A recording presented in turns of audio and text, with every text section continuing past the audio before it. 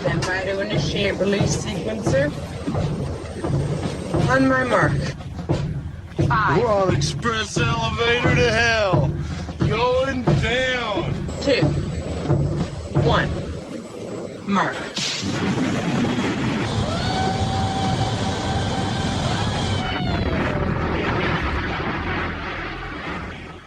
Hello everyone, my name is Mark, aka Derringer. Today is Sunday, August 13th, and you are listening to episode 118 of the Instant Action Podcast, your weekly source for Planetside 2 news and information. As always, I'm being brought to you by great listeners like you via the Support the Show tab on instantactionpodcast.com. Speaking of that Support the Show tab, I want to do a quick shout out this week to Shazgoo, who made a donation straight up using PayPal and also became a patron over on my Patreon page. So I want to give a big thanks to Shazgoo for both of those.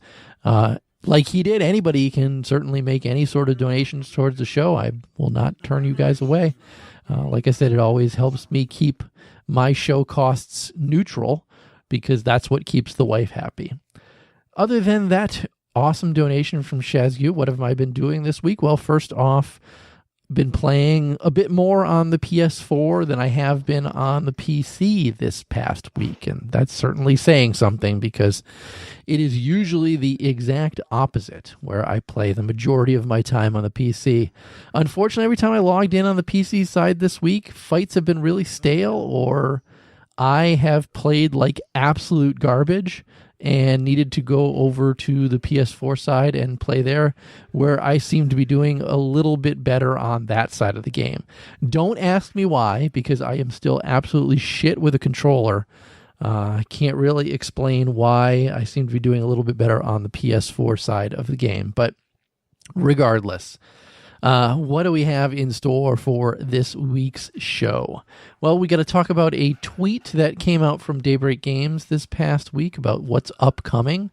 Also going to talk about how Planetside 2 has been listed in the top 5 competitive FPS games on PC Gamer and what that kind of means.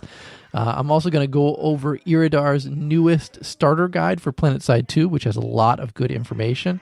And finally, I'm going to talk about the elephant in the room because we had a big band session this past week. And I'm going to go into that in a little depth and give my thoughts regarding the whole thing. So strap in as we hot drop into another episode of the Instant Action Podcast.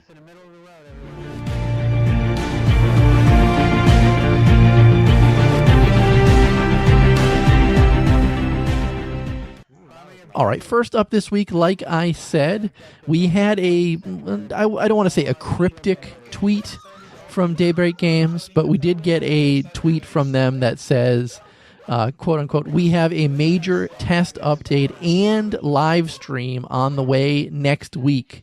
Stay tuned. And then they threw a couple hashtags in there.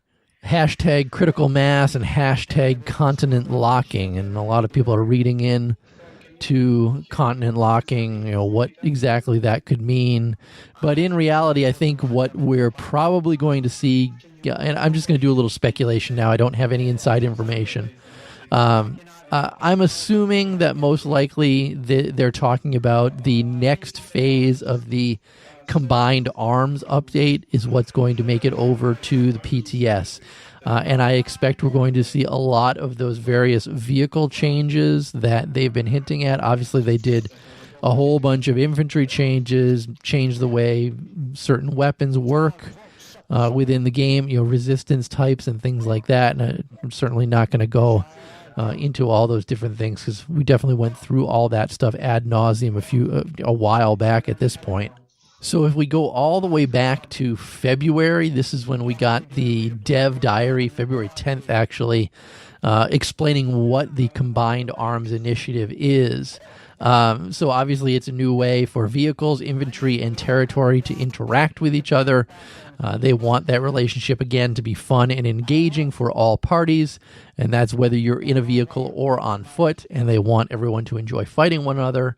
They also want people to feel integrated into the territory, as well as other meta components of the game itself. And to get there within Combined Arms, obviously, they want to add more territory goals for vehicles. They've already been putting some vehicle capture points in the game itself. I certainly expect that they're going to be adding more of those things. They are going to talk about making vehicles that are more fun to use. They've already done some changes to some of the vehicles, so I assume we're probably going to see a little bit more of those changes. But I think the biggest thing is most likely the meaningful vehicle and infantry interactions. And so obviously they want vehicle versus vehicle and vehicle versus infantry to last longer and not feel like one side gets taken out too quickly by the other side. We've already gone through the weapon damage potential and the effective ranges for that. So I expect we're going to see a bit more vehicle changes coming this week. They also want to incentivize coordination and transportation.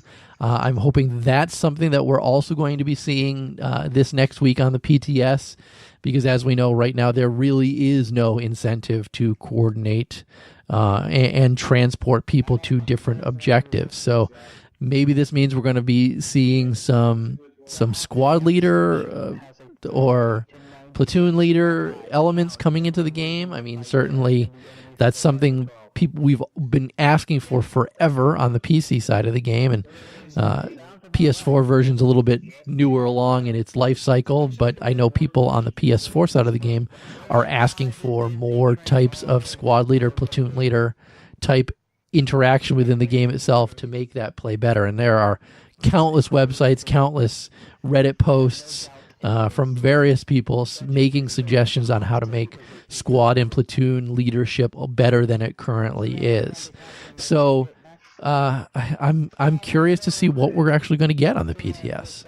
And that brings us into the live stream that they've talked about. It's been a number of months since they've had a live stream. In that time frame, we've lost Tony Jones, who was one of the main people who seemed to be in the majority of the live streams. So maybe we'll see Meps, maybe we'll see Roxley, the two new people I mentioned last week on this particular live stream. I imagine that we're going to see Rel, because, I mean, he seems to be the face of Daybreak Games a lot at this juncture of the game itself. But who knows? Maybe we'll see Nick Silva, who we've seen on past shows as well. Maybe we'll see some of the other people behind the scenes at Daybreak Games, like Brian Burness, or maybe we'll hear from Andy Seitz. Who knows? I'm certainly looking forward to a live stream. I enjoy their live streams, and thinking of it maybe a little selfishly, it's awesome content for this podcast. Every time they do a live stream, it's something that I can sit down and analyze and rehash for people who might have missed the live stream when it was live. And stuff like that. So again, that's just the first topic I want to talk about this week. And again, it's really just blind speculation on what we're going to be seeing. But it's good to see that we are going to have a PTS, PC only, again, a PTS update coming out. So PS4 folks who've been asking about it, again, they're talking about a public test server update, not an actual game update. So stuff that's just going out to test, not stuff that's coming out to live. So you guys aren't going to see this PTS update. It's just going to be for PC folks. So I know it's been over a month since we've heard anything on the PS4 side of the game, but we'll have to wait a little bit longer. But again, I'm expecting more Combined Arms update information, and we'll see actually what happens later this week. And obviously next Monday, tune into this podcast, and you will certainly get a breakdown of whatever they release on the PTS or via the live stream.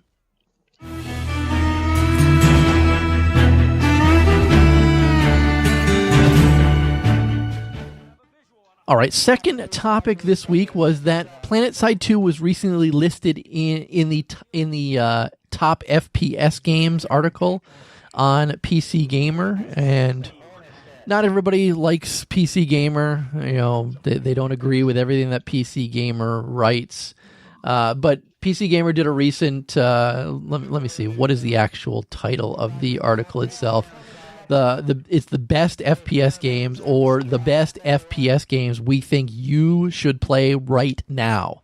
And again, Planetside 2 was listed in the best competitive FPS games, and it was alongside games like Quake 3, Arena, Mech Warrior Online, Battlefield 1, and PlayerUnknown's Battlegrounds.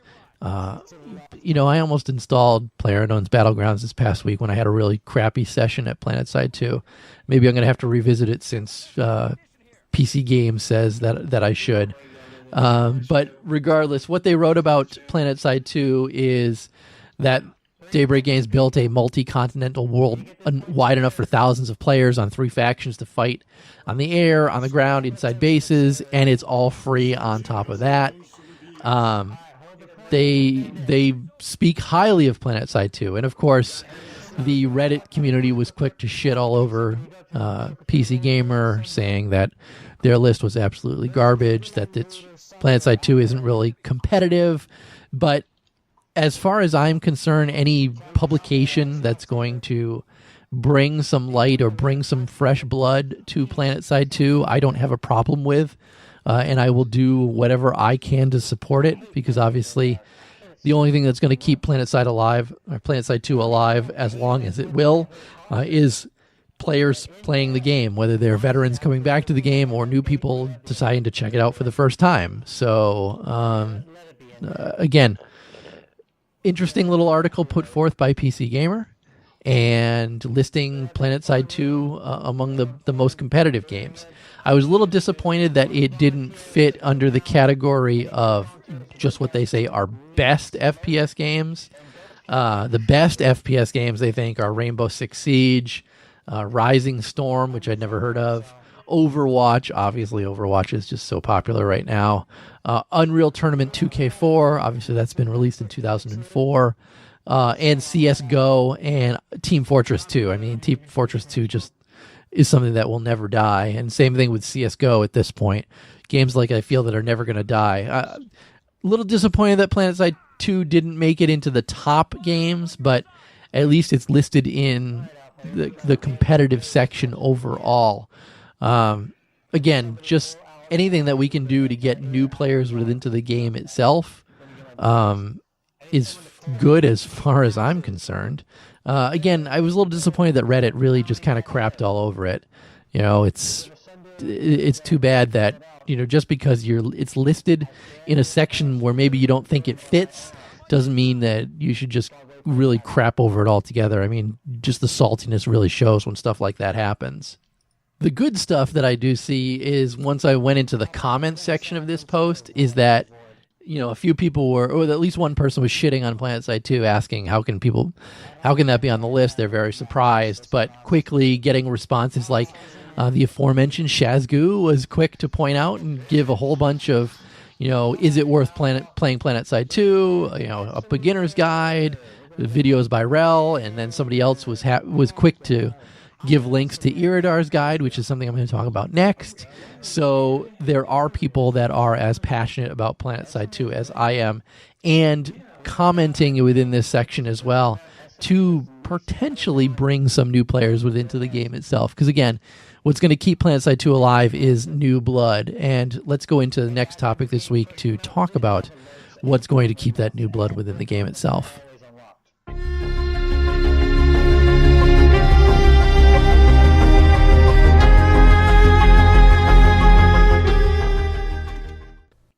And that new stuff is Iridar's newest guide, and it's called his Planetside 2 Starter Guide.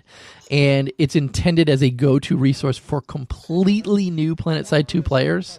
It will be good if you do have some experience playing FPSs. He's got links separated by whether they go to other guides, whether videos are going to pop up for you, or blue images are going to give links to images that are going to actually pop up for you. But I mean, we're talking about the absolute basics of Planetside 2 all the way through. I kind of feel a lot of the stuff that he talks about should be in the tutorial section for the game itself. But I mean, he talks about picking your faction, picking your server, the small customizations you can do, about how you should go through and complete the in-game tutorial, how you should then go to Coal Tier, explore around using Coltier and stuff like that, and then start going through the basic training directives, including how to redeploy, change your class, equip stuff that you have. He has a section on configuring your graphics, including what the system requirements are, and a performance guide on helping you change your settings within itself. He talks about join combat, formerly known as instant action, on how to get into your first battle. He also talks how to get back to Coltier if you're below BR 15. He talks about how capturing bases, getting kills, weapon handling basics, pulling the lightning, pulling the ESF, some basics regarding using both the lightning and the ESFs.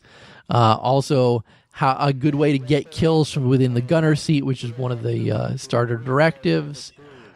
He also gives information on how to talk in chat itself, /S/P/O, etc., etc. Good stuff that isn't something that you see within the tutorial itself. He also has a way for voice chat, the actual in-game voice chat itself, and what all the various buttons do, so you can know how to talk within your squad or how to talk within your platoon, or if you're within a squad, and you're the platoon leader or the squad leader, how to talk to, the platoon leader to communicate and stuff like that. He talks about the voice callouts, the V menu, the Q menu for spotting. He gives some information on how to be a decent main battle tank gunner. Talks about joining squads, switching continents, and also how to do the social directives. He says even though they're not something that's included in the tutorial, it's something that everybody should do. So, joining an outfit, adding friends, getting the outfit armor decal, and things like that. He also has some information about character progression, experience points, cert points, ribbons, Daybreak cash, other directives, and how you earn all different things like that within the game itself. He has a section on learning your loadouts, what the starter loadouts are, explaining primary weapons, explaining secondary weapons, what your tools are, abilities, suit slots, grenades, utility slots, melee slots, your implant slots. He also talks about all the different cosmetic slots within the game itself. He has a decent section on the infantry classes. I went through the engineer stuff and all the basic engineer directives that he had listed. I agree with pretty much everything that he wrote. He also talks about maxes and vehicles. He does say, the early upgrades for vehicles you might want to hold off on because combined arms is coming down the pipe and you might want to actually wait a little bit until you get to that. He does some decent infantry, quick early upgrades, which again, I went through the engineer stuff, agree with everything that he wrote there as good stuff. He has a section on all the different base types, what small outposts would look like, what large outposts look like, what the towers are, what the different facilities are, and what they look like, with a little blurb about each of them. He also talks about points of interest, including turrets, shield generators, SCUs, that's the spawn control unit, grav lifts, jump pads, sunder garages, energy bridges. And then he has a section about construction, with a full construction guide, a section about continent locking, a section about learning the battle flow, a section about the mission system, a section about meta, and finally a section to keep learning with links to things like the Planetside 2 subreddit, the official forums, and the community Discord for Planetside 2. All in all, Iridar has done a ton of work to put together probably one of the best guides for brand new players that I've read in a long time. If you have new people joining the game, steer them over to this guide. If you see them post somewhere, have a link to it. It's iridar.net/planetside2/starter-guide. It's not too tough to remember. Lot of good information in this, and something that you should be pushing every new player over to when they first find out about Planetside 2. Kudos to you, Iridar. There's a reason I keep plugging your stuff on my show. It's because you do excellent work, and I enjoy reading everything that you do. And with that, let's move over to the darker side of Planetside 2 this week.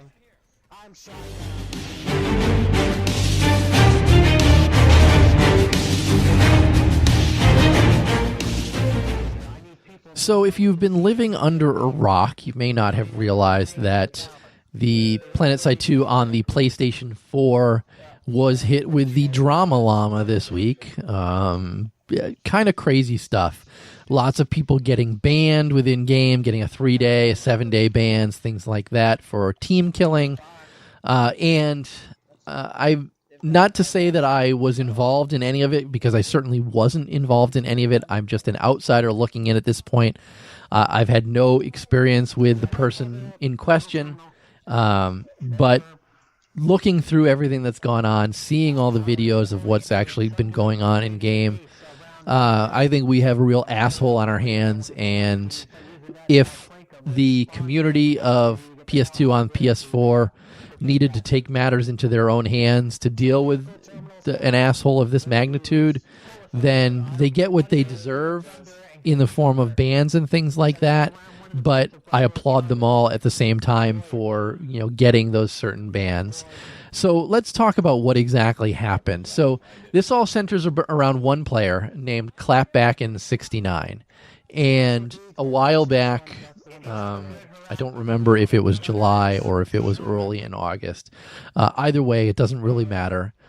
There was an instance of him treating a female player, which doesn't even matter in this case, treating a player kind of real dickishly.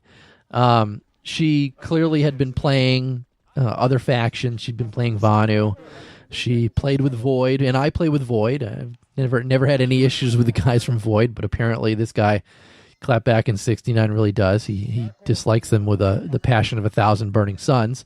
But he got upset when this player was playing with Void and other Vanu outfits on an alt or on a different account or I don't really know what. And he called her out within platoon chat or squad chat. I don't know, over voice comms so that everybody could hear it, which is kind of a dickish thing to begin with. And while that player was trying to explain herself, it became clear that she had a stutter. And I have relatives with a stutter, and it doesn't make them any less of a person. But Clapback69 decided that because she has a speech impediment, that would be fair game for him to rag on her and treat her like absolute garbage, kick her from the outfit, kick her from the squad, and continue to harass her constantly as a result of it. And I know she went and filed a ticket with Daybreak Games, and as a result, Clapback69 was either banned from the game or I'm not really sure exactly what happened to his account, but he was gone from the game. Recently, he has been back in the game, and it appears that Daybreak Games is very lax on allowing toxic community players, stopping them from creating new accounts within the game itself and continuing to play the game as long as they don't break the terms of service on their newer characters. Well, the community decided that they did not like that, and after being treated pretty shittily by Clapback69, I know he was a notorious team killer. I've watched multiple videos of him just putting tank mines under friendly sunderers so that he can blow them up, potentially so he can put his own sunderer in that favorable position. I'm not really sure what his motive behind it was, but certainly he seemed to be a serial team killer within the new conglomerate community on Genudyne on the PS4.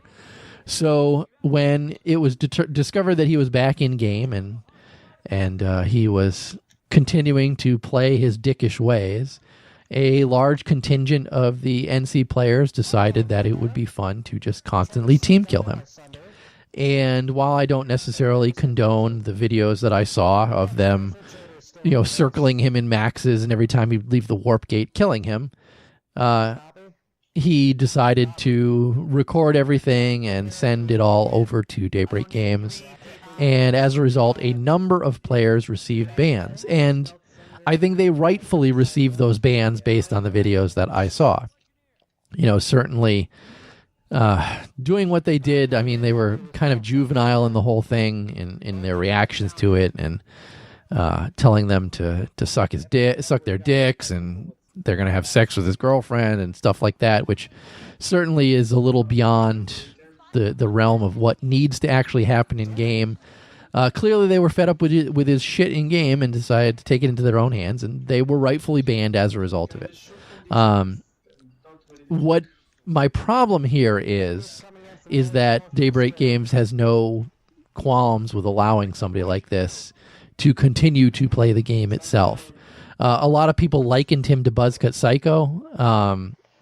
I don't think that he's on the same level as Buzzcut Psycho. As Buzzcut Psycho said on this show himself, he is a personality. That is a personality that he plays as a form of entertainment for other people. This clapback in 69, I do not think that he's playing a personality within the game itself. I think that he is just a dick, and that's just who he is. I mean, he's drunkenly slurring in the majority of his videos, or the videos that I've seen of him that are on YouTube at this point. And if you scour Reddit yourself, you can watch all those videos and, make the decision yourself. But I certainly don't stand for people treating other players the way that he did to this person with a speech impediment. And I think that's a really shitty thing to do. And you got everything that you deserved within game itself. Now, again, there was a huge shitstorm with a number of people getting banned. Clapback and so happy and spouting that he was personally responsible for everybody getting the ban. There were times when he was actually running in front of people so that they would TK him on purpose, and then he was having him and his entire outfit submit tickets so that people would get banned immediately, and a real shitty situation. Ultimately, Daybreak Games did look into it a little bit further, realized who he was, somebody who had been banned previously for the toxicity that he brought to the community itself, and they decided to ban him for 7 days, as well as the majority of the people that got the 3, 5, or 7 day bans. Also, hopefully, this is all going to kind of come to an end at this point. He's been banned; they've been banned. I hope that that's kind of the end of it. Maybe he'll stop forcing himself into people's squads so that he can harass them and stuff like that. Hopefully those people that TK'd him will stop TKing him on purpose and just go on and play the game itself. To all those people who canceled their subscription to Planetside 2, that's certainly your choice. Speak with your wallet if you want Daybreak Games to do something about a player like this. Again, I don't certainly condone the constant team killing, especially just standing outside the warp gate itself. All in all, like I said, the Drama Llama hit PS2 on the PS4, and it was certainly interesting to sit back with my bucket of popcorn and watch all this unfold over the week. And I'm curious to see where it actually goes from here. But I've made the stand before on PC side of the game where players are constantly harassing one particular player within the game itself. I certainly don't condone that. Clapback in 69, if you listen to this, just quit Planetside 2. It's probably best for all of us. With that, let's close this topic and move on to housekeeping this week. Housekeeping. Housekeeping. Come back later, please. Housekeeping. Not now. Housekeeping. Go away. I coming anyway? So I did get one email this week, and it is from Mordak, and he wrote, "Hope all is well, man. I love the fact that you're playing more on the PS4. One thing I like more than on the computer is that it's more of a level playing field regarding hardware. My question to you, in terms of an input device, what do you prefer playing with, the keyboard and mouse or the controller? I found it refreshing to actually play Planetside 2 with a controller, and the game felt overall more casual. Your thoughts? Also, jumping topic, to the guy that asked about CQC, Close Quarters Combat, in episode 116, and as someone else that struggled in close quarters combat, one solid tip that has helped me in overall gameplay is pre-aiming, especially when going through doors and approaching corners. As silly and noobish as this sounds, I had a bad habit of looking anywhere but straight forward or head level. Hopefully this will help him too." And then he wrote, "Continue, quote-unquote, getting swole at the gym. Hashtag get after it." So Mordrak, thanks. Yeah, I've been certainly going to the gym hardcore. I didn't mention that at the beginning of the show. I am down 10 pounds in 2 weeks. Topped out at 200.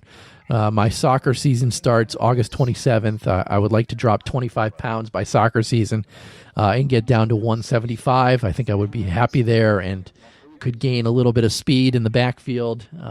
So that's really the main reason that I am going to the gym right now. I do need to lift more weights. I don't do a lot of weightlifting. I do mostly bike. I love riding the recumbent bike. And I also do a lot of running on the treadmill itself. I am skipping arm day for leg day, unfortunately. But regarding your first question, I absolutely prefer keyboard and mouse to the controller. I am terrible with the controller. Aiming with the two sticks is just not good for me. I'm just very bad at it. So I really much more enjoy keyboard and mouse than the controller itself. I do agree, though, that Planetside 2 feels a little more casual with the controller rather than the keyboard and mouse. I suspect that I'm going up against some players that are using a keyboard and mouse in the game, though, because they seem to just shred right through me. I'm not going to name any names because I don't have any obvious specifics about anybody out there using a keyboard and the mouse. I'm curious about using a keyboard and mouse on Planetside 2 on the PS4, but I don't want people to call me a shitter for doing that. As for your pre-aiming comment, that is definitely a good suggestion for people who are having trouble in close quarters combat. But thanks for the email. So let's wrap this up this week and say that's going to be it for this week's show. So how can you get in touch with me or the show itself? As always, visit my website, www.instantactionpodcast.com. Email me like Mordrak did, instantactionshow@gmail.com. Call me, leave me a voicemail, 347-4VM-4PS2 or 347-486-4772. The show's Twitter account is @InstActPodcast, and as always, my personal Twitter is @TheDerringer.